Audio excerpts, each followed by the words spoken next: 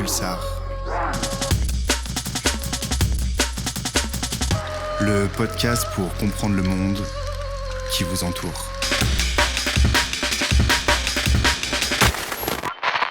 Si le soleil est votre étoile, bonjour et bienvenue sur votre premier bulletin de météo de l'espace. Alors, je vous rassure, non, on ne va pas mesurer la température des planètes. Par contre, on va pouvoir prévoir les impacts qu'a le soleil sur Terre.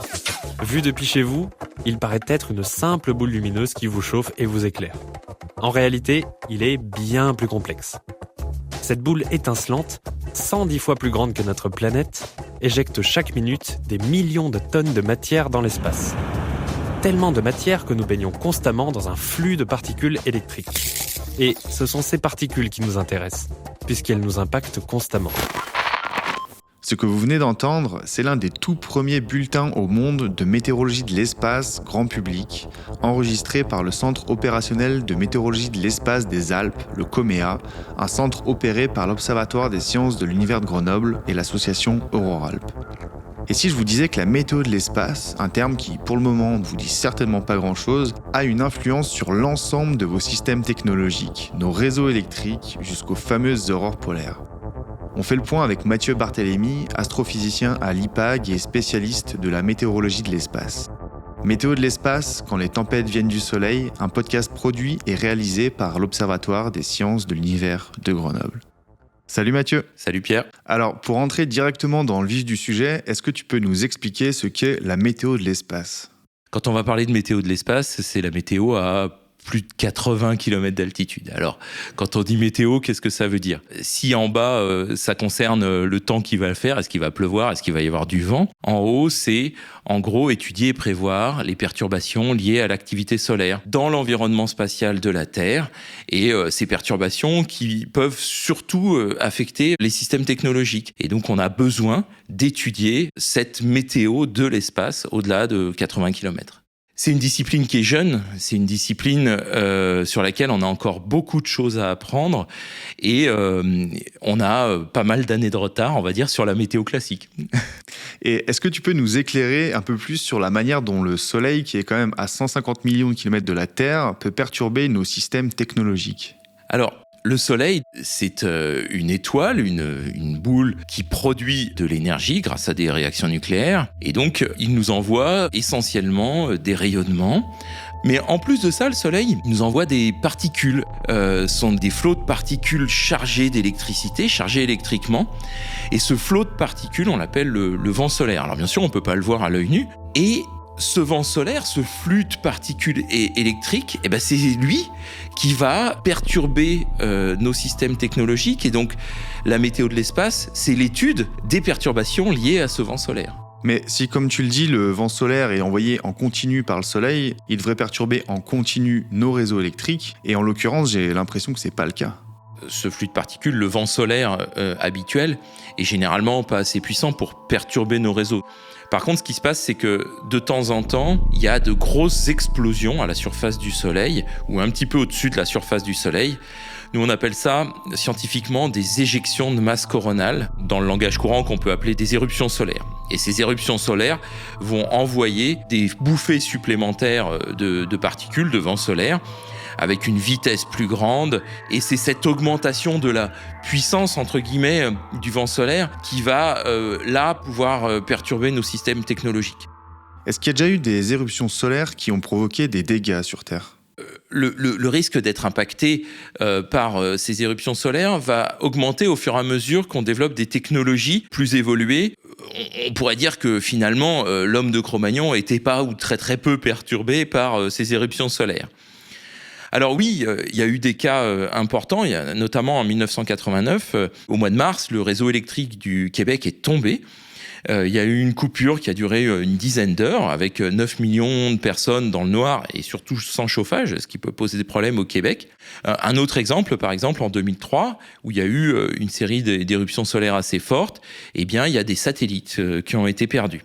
Au-delà de ces deux événements relativement récents, il y a eu en 1859 un événement extrêmement fort, un de nos événements de référence.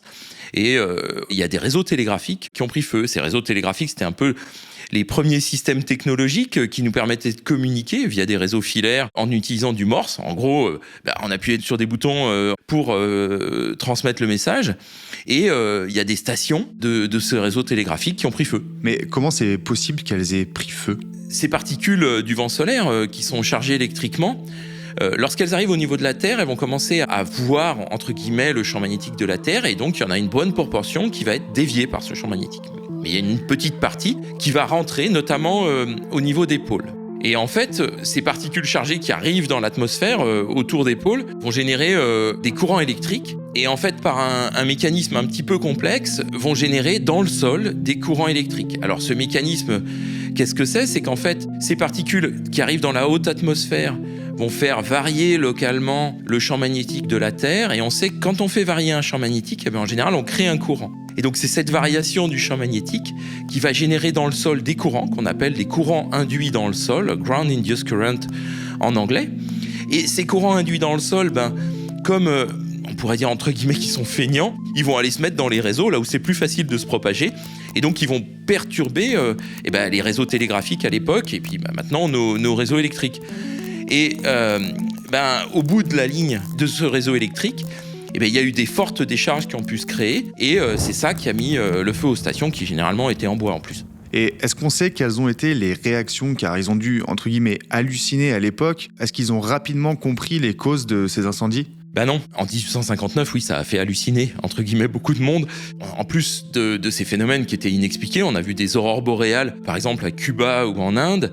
Et puis, ces stations télégraphiques, avant de prendre feu, on pouvait dire qu'elles se mettaient à transmettre des messages toutes seules. Donc c'était effectivement perturbant. Et il faut bien garder en tête que le vent solaire n'a été découvert qu'un siècle plus tard. Et donc, on ne connaissait pas le vent solaire à l'époque. Alors, il y avait des gens qui imaginaient bien qu'il pouvait y avoir des perturbations liées au soleil, mais c'était vraiment très très peu connu, et donc oui, ça a même inquiété les gens.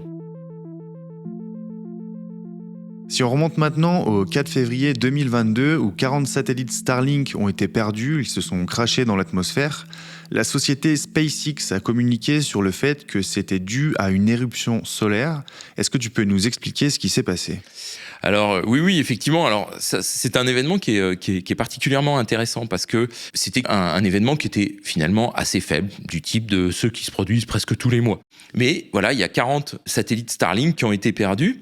Alors en fait, c'est un autre effet de l'activité solaire et donc de ce vent solaire. Quand il y a plus de particules qui arrivent, l'atmosphère, la haute atmosphère, donc cette zone au-delà de 80 km, a tendance à gonfler un petit peu et à se dilater. Ce qui fait que les satellites qui sont en orbite basse, notamment autour de quelques centaines de kilomètres d'altitude, vont voir une atmosphère résiduelle plus épaisse. Et donc, comme ils voient une atmosphère résiduelle plus épaisse, ils ont un frottement qui est plus fort, et donc ils vont freiner et ils vont avoir tendance à descendre. Ce qui s'est passé, c'est que en février 2022, il y a eu une petite éruption solaire qui a provoqué une dilatation de l'atmosphère. Et alors, les satellites Starlink ont des opérations un petit peu particulières parce qu'ils larguent de la fusée leurs satellites à basse altitude, typiquement 200 km, et ils font quelques opérations de vérification avant de les faire remonter avec la motorisation du satellite. Comme l'atmosphère s'était dilatée, le temps qu'ils fassent les opérations de vérification, ces satellites sont descendus, ils sont trop descendus, et ils n'ont pas pu être récupérés, il n'y avait plus assez de carburant pour les remonter à leur altitude nominale. Et donc ils ont perdu 40 satellites, ce qui n'est pas négligeable quand même. C'est vrai que ça fait pas mal. Est-ce qu'il peut y avoir d'autres conséquences sur les satellites ? Alors oui, il peut y avoir d'autres conséquences sur les satellites. La principale, c'est que dans le satellite, ces particules du vent solaire peuvent provoquer des courts-circuits, ça peut endommager les électroniques des satellites. On peut aussi créer des courts-circuits dans les panneaux solaires. On peut en plus perturber les télécommunications. Et donc les satellites sont des systèmes sensibles à ce risque météo de l'espace.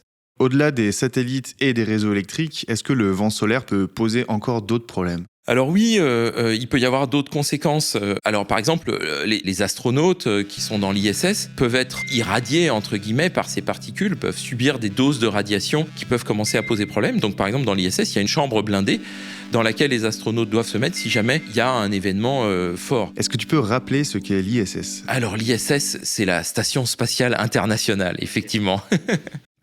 Un autre problème qui peut se poser, c'est un problème sur les systèmes de positionnement, sur les systèmes GNSS. Le plus connu, c'est le GPS. En fait, le GPS, ça marche avec des horloges. C'est la synchronisation de signaux qui viennent de 3 satellites différents et qui permettent de se localiser au sol.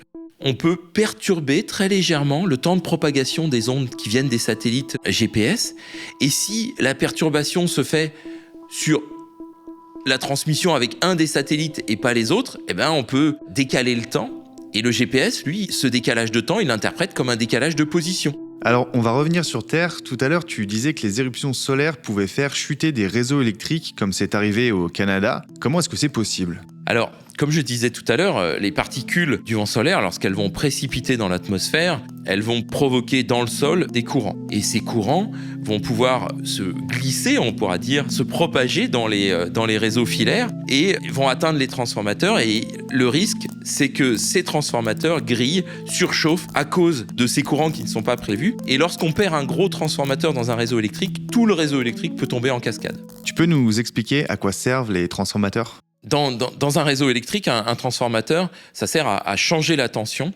Alors, en fait, lorsqu'on va produire l'électricité, on la produit à une certaine tension et puis on va élever la tension pour pouvoir la transporter plus facilement et avoir moins de pertes dans le réseau. Donc, pour résumer, le vent solaire peut avoir des impacts sur les satellites, les GPS, les astronautes, globalement tous les systèmes électroniques jusqu'à nos réseaux électriques. Sur Terre, est-ce qu'il peut y avoir des impacts sur notre santé, celle des animaux ou sur les plantes ?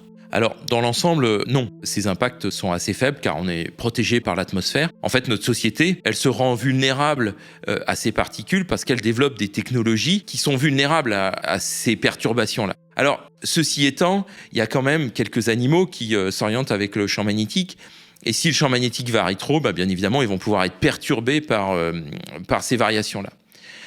Et puis, pour des éruptions extrêmement fortes, particulièrement violentes, on peut voir des traces dans les arbres ou dans les glaces de ces éruptions solaires. Dans un article récent, il y a une mention qui est faite d'une éruption particulièrement violente qui aurait eu il y a environ 14 000 ans. On a pu en voir des traces. Et si une éruption de cette ampleur-là avait lieu maintenant, on ne sait pas si ça pourrait affecter le vivant, quels seraient les effets sur le vivant. Mais ce qui est certain, c'est qu'il y avait de la vie avant, il y a eu de la vie après. Donc ces perturbations sont sans doute assez faibles. Est-ce que la météo de l'espace peut influencer la météo terrestre, la météo des plages par exemple ? Alors, la réponse est non, il n'y a pas de lien. Il n'y a pas de lien entre la météo de l'espace et la météo que vous allez avoir sur votre plage ou sur votre piste de ski. En fait, si on élargit à la question du climat, c'est-à-dire si on regarde sur des temps longs, le 6e rapport du GIEC a quantifié l'influence qu'il pourrait y avoir entre la météo de l'espace et le climat terrestre. Et ils ont pu constater que c'était moins de 1% de l'ensemble des influences, notamment de l'influence humaine. Donc, il n'y a pas de lien ou il est extrêmement négligeable. Et ça, c'est quelque chose de vraiment important parce qu'il y a des gens qui ont dit, oui, la météo de l'espace influence le climat terrestre. Et ce qu'on peut voir, c'est que, non, c'est extrêmement faible, c'est complètement négligeable. Et donc, on ne peut pas attribuer le réchauffement climatique ou le changement climatique à la météo de l'espace.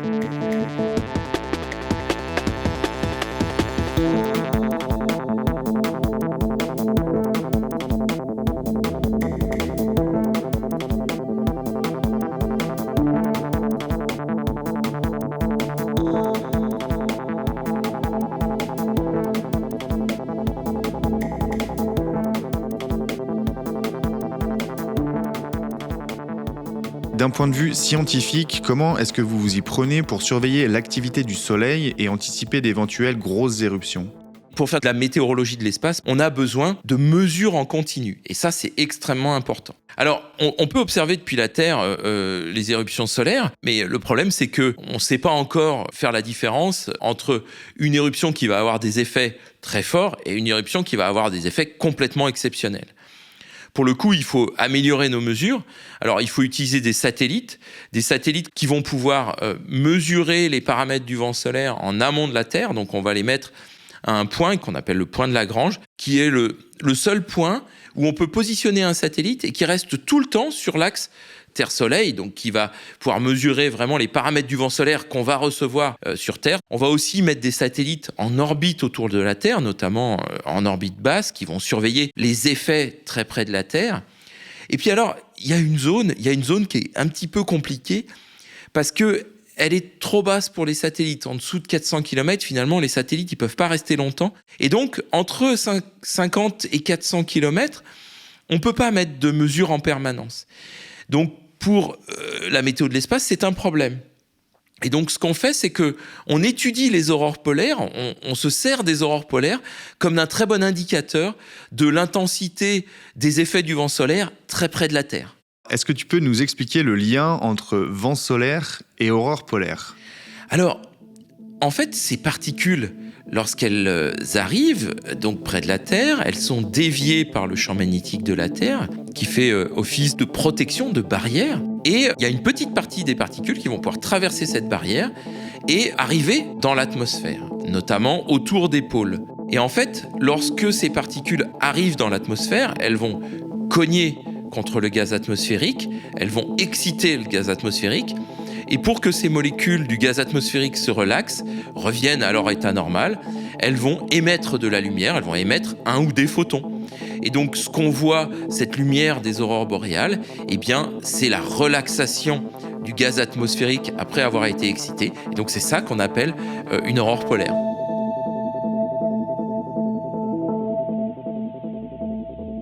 Mathieu, tout à l'heure, tu expliquais que simplement par l'observation des éruptions solaires depuis la Terre, il était très difficile de savoir si l'impact du vent solaire serait fort ou extrêmement fort, d'où le positionnement de satellites avec des capteurs entre nous et le Soleil. Mais ces satellites, ils sont tout de même beaucoup plus proches de la Terre que du Soleil. Du coup, ça me pose deux questions. Qu'est-ce qu'il faut faire si ces satellites détectent un vent solaire particulièrement violent ? Et combien de temps est-ce qu'on a pour réagir ? Alors, effectivement, ces satellites qui sont au point de Lagrange, en amont de la Terre, sur le segment Terre-Soleil, ils sont à 1,5 million de kilomètres de la Terre. Donc là, les particules, elles ont fait l'essentiel du chemin. Donc il nous reste entre 30 et 45 minutes pour réagir lorsque on voit, au niveau de ces satellites, des perturbations, notamment si ces perturbations sont très fortes. Alors, comment on peut réagir ? Les satellites, par exemple, qui sont en orbite basse ou qui sont en orbite géostationnaire, on peut les mettre en mode safe, c'est-à-dire que, en gros, on éteint tout sauf un petit signal et finalement, les électroniques seront moins fragiles si elles ne sont pas alimentées. Elles risqueront pas d'être détruites. Pour les réseaux électriques, c'est compliqué. Lorsque l'éruption n'est pas trop forte, on peut légèrement abaisser la tension du réseau pour être capable de supporter des courants supplémentaires non prévus. Bon, ça va si on est dans le cas d'une éruption moyenne. Si c'est plus fort, comme le cas de 1859, la meilleure solution est probablement de couper le réseau de manière à ce que le transformateur ne brûle pas. Ceci dit, prendre la décision de couper un réseau électrique en 30 à 45 minutes, honnêtement, j'aimerais pas être l'opérateur qui doit prendre cette décision parce que les conséquences sont pas négligeables. Et donc, ce qui est clair, c'est qu'il faut des chaînes de décision rapides pour pouvoir avoir une procédure pour prendre cette décision-là, quoi. C'est vrai que dans le cas des réseaux électriques, c'est des décisions assez draconiennes.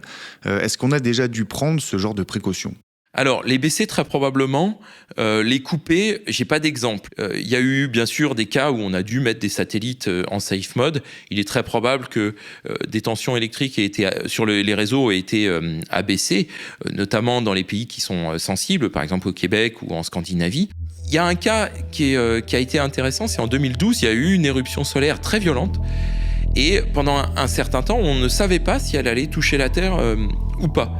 Finalement, elle est passée à côté de la Terre, mais il est très probable qu'il y ait eu des discussions pour savoir s'il fallait prendre des mesures assez extrêmes à ce moment-là, parce que cette éruption était effectivement très forte. Et est-ce que cette chaîne d'information et de décision existe ?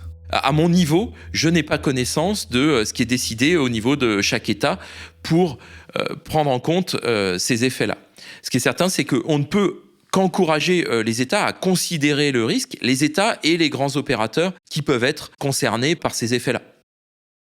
Est-ce que les données recueillies sur la météo de l'espace sont publiques ? Alors oui, la plupart de ces données sont publiques, elles sont produites par des grandes agences, mais ces données sont quand même assez difficiles à lire pour le grand public. Et donc, il y a des sites web qui, je dirais, mettent en forme ces données pour qu'elles soient lisibles par le grand public. Alors, on peut citer par exemple le site Space Weather Live qui, de manière assez réussie, met en forme les données agrégées de la NOAA ou d'autres agences. Alors en France, notamment à Grenoble, il y a une association, Auroralp, qui, avec l'Observatoire des sciences de l'univers de Grenoble, produit des bulletins de météorologie de l'espace pour le grand public. Ils essayent de les diffuser le plus largement possible.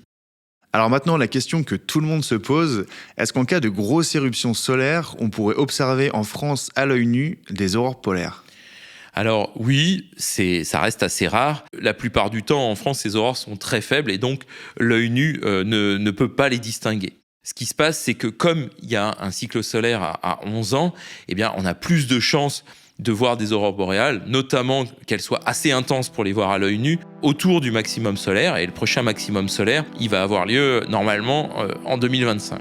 En 2023, c'est arrivé quand même plusieurs fois. Il y a vraiment des gens qui les ont vus à l'œil nu en avril 2023. Et puis, il y a d'autres fois où il y a des appareils photo ou des webcams qui ont pu prendre des images des aurores boréales, mais qui là étaient relativement faibles. Alors par contre, en 1859, il y a des aurores qui ont été rapportées à Cuba ou en Inde, là à l'œil nu, puisqu'on n'avait pas d'appareil photo à l'époque. Et donc, la quasi-totalité de la planète était couverte par des aurores boréales. Ça devait être assez fou. Ça devait être impressionnant. Alors, depuis tout à l'heure, on parle de conséquences potentielles d'une grosse éruption solaire telle que celle qu'il y a eu en 1859, mais au final, depuis que notre société a basé une grande partie de son fonctionnement sur la technologie, ce qui n'est pas si vieux que ça, on n'a jamais eu de gros problèmes induits par une éruption solaire.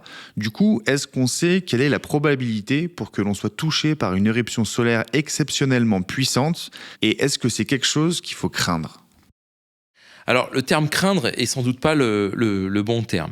En fait, il faut s'y préparer pour pouvoir justement prendre des mesures pour contrer les effets qui sont essentiellement liés à nos technologies. Alors, en fait, en termes de probabilité, la probabilité qu'on ait une éruption solaire de l'ordre de celle de 1859 est entre 1 sur 100 et 1 sur 500 par an. On entend que ça se produit tous les 100 ans ou tous les 500 ans. En fait, c'est un abus de langage parce qu'on peut très bien en avoir deux très rapprochés à quelques années d'écart ou ne plus en avoir pendant plusieurs centaines d'années, voire plusieurs milliers d'années. Et vraiment, ce qui est important, c'est d'avoir en tête que ça concerne essentiellement les systèmes technologiques, nos technologies qui sont sensibles. Mais il ne faut pas s'affoler, ces éruptions solaires ne vont pas éteindre la vie. On a eu beaucoup d'éruptions solaires très fortes, encore plus fortes que celles de 1859, sans que, on ait des problèmes sur la biosphère en général. Alors, pour finir, Mathieu, qu'est-ce qui te plaît personnellement dans l'étude de la météo de l'espace ? Alors, personnellement, bien évidemment, ce qui plaît, c'est que l'objet lui-même, l'objet d'étude, les aurores polaires, est quand même absolument magnifique. Et il y a un vrai plaisir à essayer de comprendre cet objet, à essayer de comprendre un objet aussi beau, aussi dynamique. Bien sûr, au-delà, il est aussi très satisfaisant de pouvoir prévenir la population ou les opérateurs des risques qui sont liés à la météorologie de l'espace ou des impacts de la météorologie de l'espace et donc de pouvoir faire de la prévention liée à ça. Et puis, dernier point, c'est que aller observer les aurores polaires, ça se fait sur le terrain, notamment dans les pays du Nord. Et il est très agréable, en tant que chercheur, d'être sur le terrain, de faire de la physique les pieds dans la neige. Et ça, c'est effectivement aussi une très belle motivation. Merci Mathieu. Merci Pierre. C'est la fin de cet épisode de Pulsar et nous vous remercions pour votre écoute. Pour ne pas rater nos actualités, les nouveaux épisodes, mais aussi pour nous faire part de vos retours, vous pouvez suivre l'Observatoire des sciences de l'univers de Grenoble sur Instagram, Twitter, Facebook, LinkedIn ou encore YouTube. Vous pouvez également vous abonner gratuitement au podcast Pulsar sur les différentes plateformes de streaming et le gratifier de 5 petites étoiles, cela nous aiderait beaucoup. En attendant, on vous donne rendez-vous prochainement pour un nouvel épisode.